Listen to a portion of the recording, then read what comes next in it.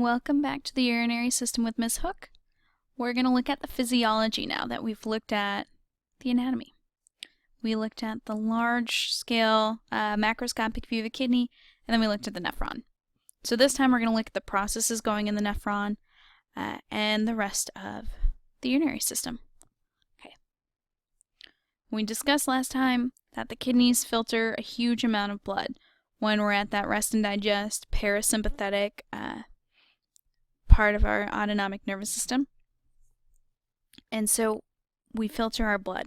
We push out lots of fluid and solutes from our blood into that tubule system, and then it's called filtrate.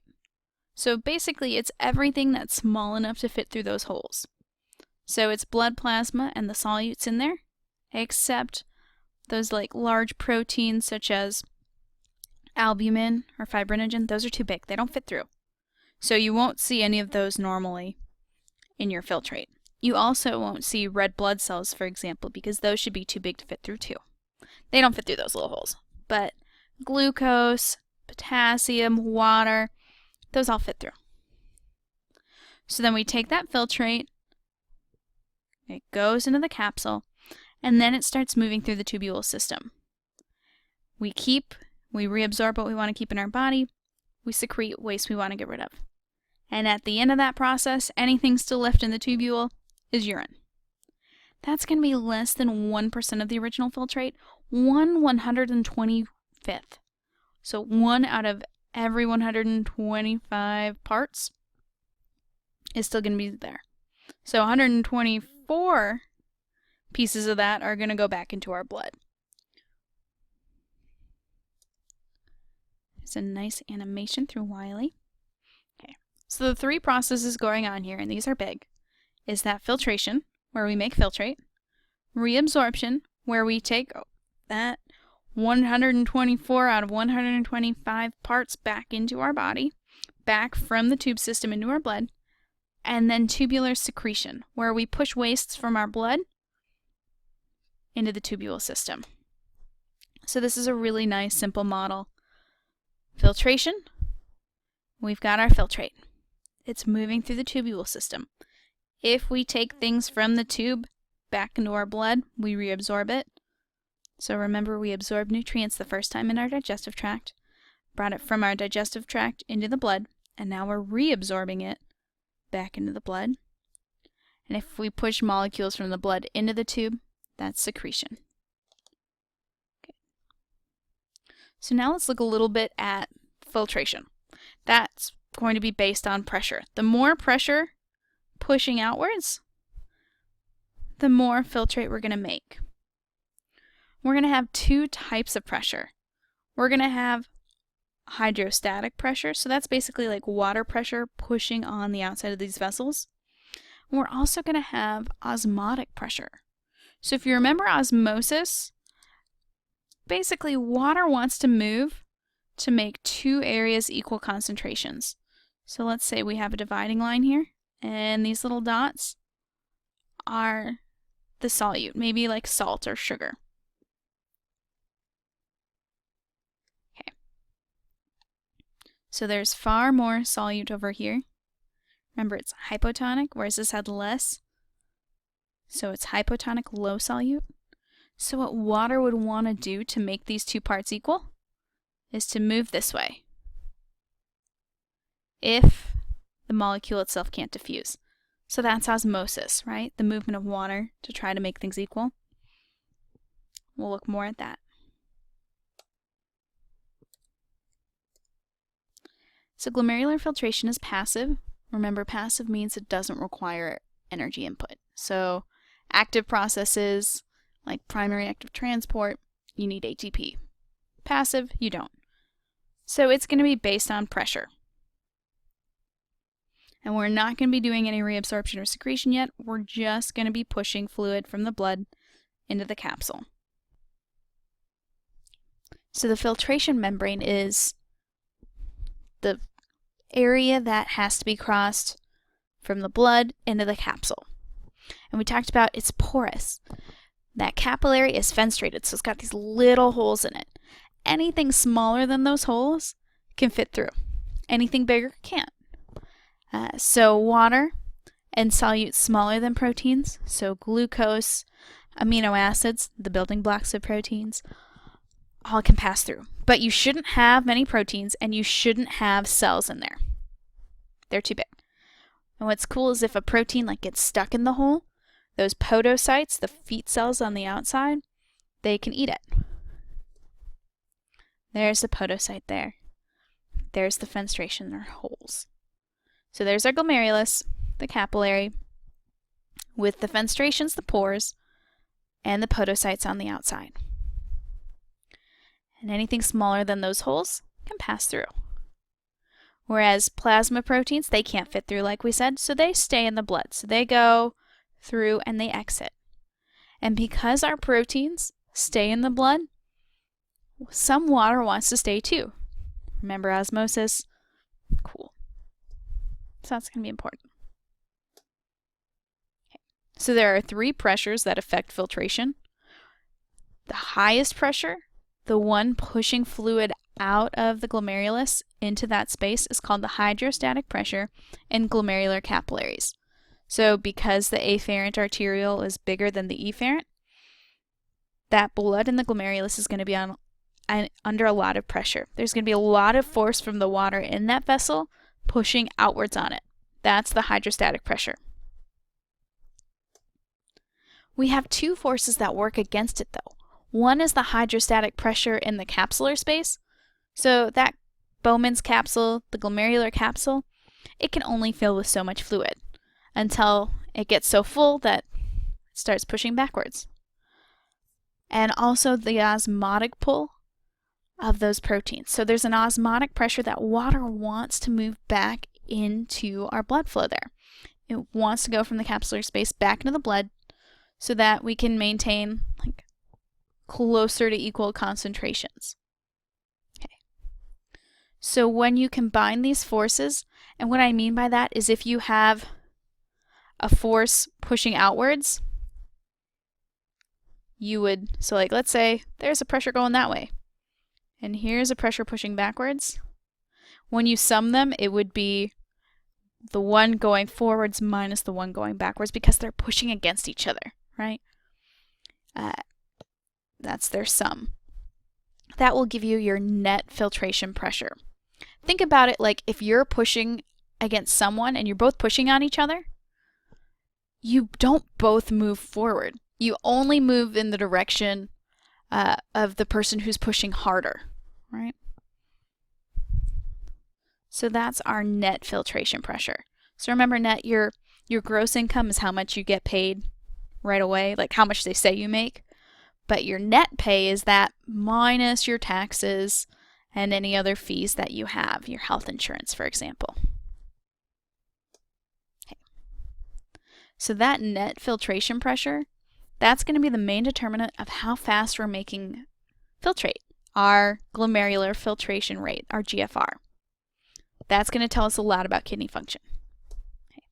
So here's an example where you've got the hydrostatic pressure in the capillary there, pushing outwards with 55 millimeter mercury of pressure. The osmotic pressure, 30 millimeters going in. And the hydrostatic pressure of the capsular space, so once this fills with fluid, this is going to push back, 15. So I would ask you to find the net filtration pressure. So pause it, try to figure it out. And there you'll see, so we've got one pressure moving this way, and we subtract the 2 going in the opposite direction. So 55 minus 30 is 25, minus 15 is 10. So there's a net force of 10 millimeters mercury pushing fluid from that capillary into the space to become filtrate. Good. So our GFR is what we're really interested in, how fast we're making filtrate. How much filtrate is formed each minute by both of the kidneys. And we talked about how the biggest indicator of that is that filtration pressure.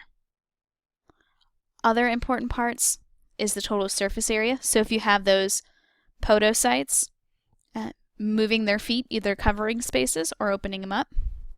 And then the filtration membrane permeability is so high because they have those fenestrations. And in general, they can regulate themselves pretty well. So if you have high blood pressure if you have lots of pressure making filtrate, you're going to have a high GFR, which means you're going to make more urine, which is going to decrease your blood volume, decrease your blood pressure, and then your glomerular filtration rate's going to go down, so your urine output goes down, and then that's going to mean that you save more water, your blood pressure goes back up, you increase your GFR, and so on. So that would be like auto-regulation, the intrinsic controls. Extrinsic, our nervous system and endocrine, we'll look at a few hormones that are important, can take over if our blood pressure gets too high or too low. Okay. Next, reabsorption. And that's simply keeping everything in our body that we don't want to get rid of. So pretty much all the organic nutrients, all the glucose and amino acids in there are going to be brought back into our body. We don't want to lose that. And how much water we reabsorb and how many sodium ions, calcium ions, for example, we reabsorb is going to be based on hormones. And we're going to reabsorb things passively, and we're going to use active transport. So we're going to use ATP for some. Okay. So this is a lot like absorbing nutrients in the digestive tract. Sodium, super common, most abundant cation, positively charged ion. And so what we do is we use primary active transport where we pump sodium with ATP, and this creates a gradient, right? So sodium really wants to move down its concentration gradient, and we can use that to our advantage. So one, if you've got lots of positive ions, it's an electrical gradient. So anions, negatively charged molecules like chlorine, going to passively diffuse and follow. But the other thing we can do is we can do secondary active transport. So that's where we let sodium go down its concentration gradient, and then we bring another molecule against its concentration gradient. So that's how we can bring back sugar, for example, like glucose. Again, so secondary active transport. Let sodium go down its concentration gradient, take glucose against. We don't want any glucose left in that tube system. The only reason there would be some left is that we didn't have enough receptors because we had really high blood sugar levels, which you could see in diabetes, for example. Good. Okay, so we're moving all these solutes, which means water wants to come with, right? It wants to keep the concentrations equal. If we take out all the solutes, then there's too much water sitting there still. So water moves through its own channels called aquaporins, water pores. And basically, where we have aquaporins determines how much water we reabsorb. So proximal convoluted tubule, that's where we get most of our reabsorption done. Pretty much all our nutrients, lots of sodium and water, several ions. And then the nephron loop, that's where that gets interesting. So on the descending limb, you've got aquaporins. Water can go out. And then on the ascending limb, the solutes can leave. So there's this concentration difference where the further down you go, the more concentrated it is. So the more water leaves, the more we reabsorb. That's why if you have those really long nephron loops, the juxtamedullary loops, you reabsorb more water, your urine is less concentrated. Or excuse me, more concentrated. So what we reabsorb in the distal convoluted tubule and the conducting duct is based on hormones. 4 different hormones, 3 of which are going to increase your blood pressure, 1 of which is going to decrease. So antidiuretic hormone, that puts in more aquaporins. We keep more water. It increases our blood pressure, right? It increases our blood volume, increases our blood pressure. Aldosterone is the same idea, but there we keep more sodium, which means that water will follow it because it wants to maintain equal concentrations. So that also increases our blood pressure. And parathyroid hormone increases our calcium reabsorption, which means more water follows as well. Whereas atrial natriuretic peptide is made in our atrial wall. When our blood pressure gets too high, the heart wall stretches, releases ANP. So that tells us to bring our blood pressure down by excreting more sodium, and then excreting more water. Losing it as urine, blood volume drops, blood pressure drops.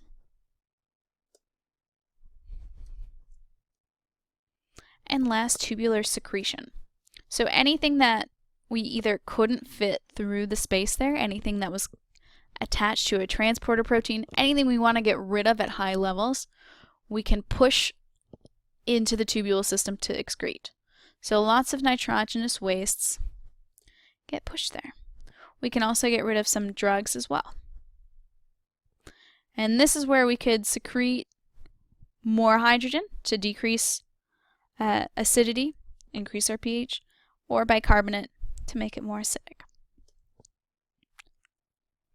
If you want to know how the kidneys are functioning, if you get a blood test and a urine test done, we can see what's in your blood and we can see what's in the urine. It tells you what the kidneys are filtering, how everything's going. So it can be a great way to look at what's going on. Chronic renal disease is a GFR of less than 60 milliliters per minute for 3 months. So it's basically about 50% of the normal rate for about 3 months. Renal failure, on the other hand, is about 10% of our regular functioning. And so what you would see there would be someone who would oftentimes be fairly anemic seeming, like very tired, pale, something they can look yellow. And what you have to do to treat them is hemodialysis or a kidney transplant. And hemodialysis is directly filtering the blood with a machine, doing the job of the kidneys. Physical characteristics of urine. Generally it's clear. Normally its color is yellow. Depending on how concentrated it is, if there's less water, more solutes, it'll be a darker yellow. And that's from mostly urochrome, a breakdown from hemoglobin. Stereocobacillin goes into our feces, urochrome into our urine. And then if we have an abnormal color, it can be due to some drugs. They can make it green, for example, or yellow or orange, very yellow. It can be due to bile or different foods. If it's pink, you can have some blood in there possibly.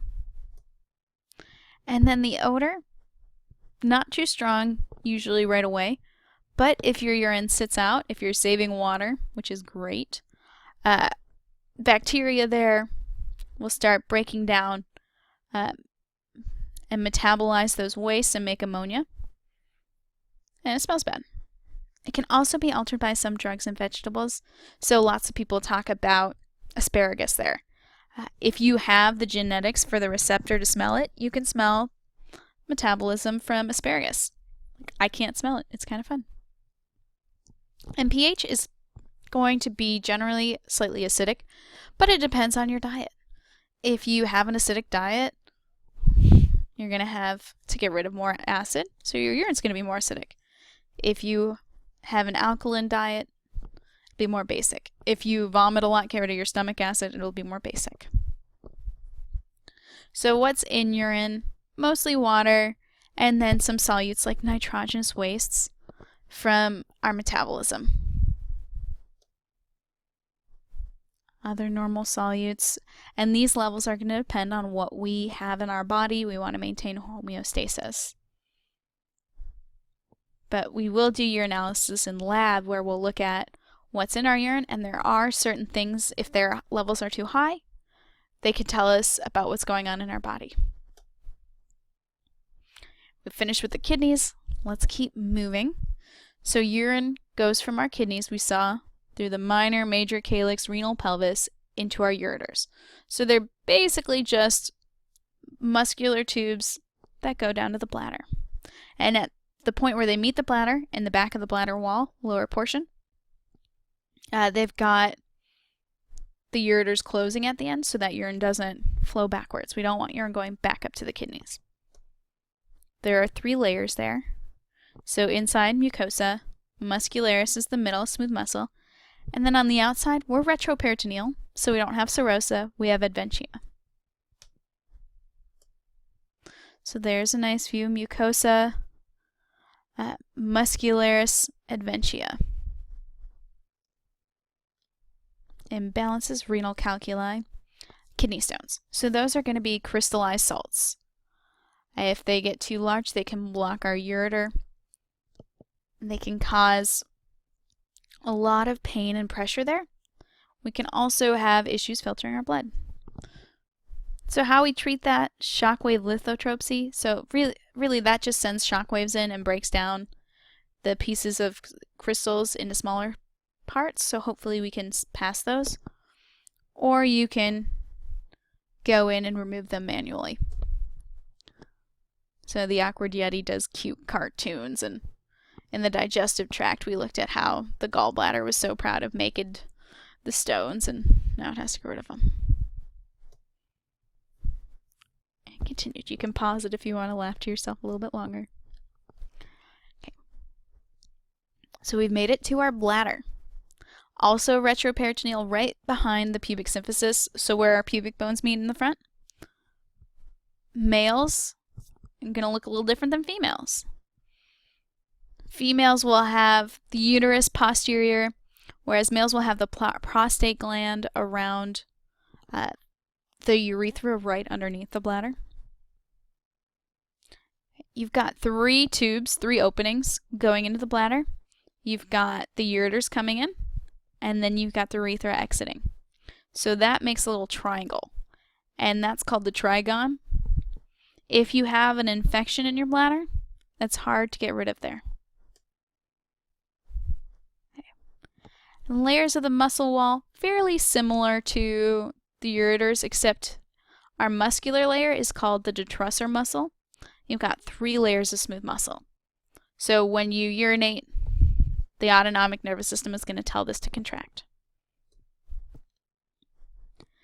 So when your bladder is empty, it collapses and it's got these rugae, these folds. And then as you produce urine, it starts stretching out. Those folds get less visible. And you can hold about half a liter generally in your bladder, but it can go over twice that if necessary. However, it can burst if it gets too full. So they did that competition, wee for a wee, where people drank lots of water, and if they went to the bathroom, they didn't win a wee.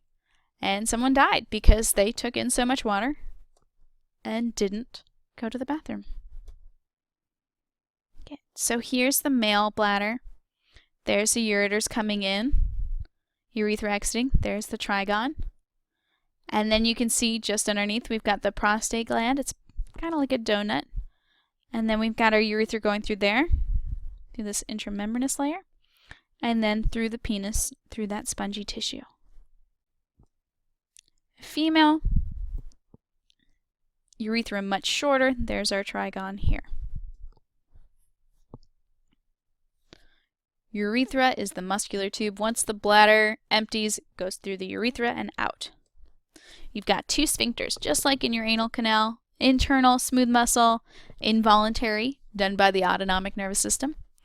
External, skeletal muscle, you control it, done on your own. And then the female in front, anterior to the vaginal opening, has the external urethral orifice. The male urethra has 3 parts, and that's based on what it's moving through.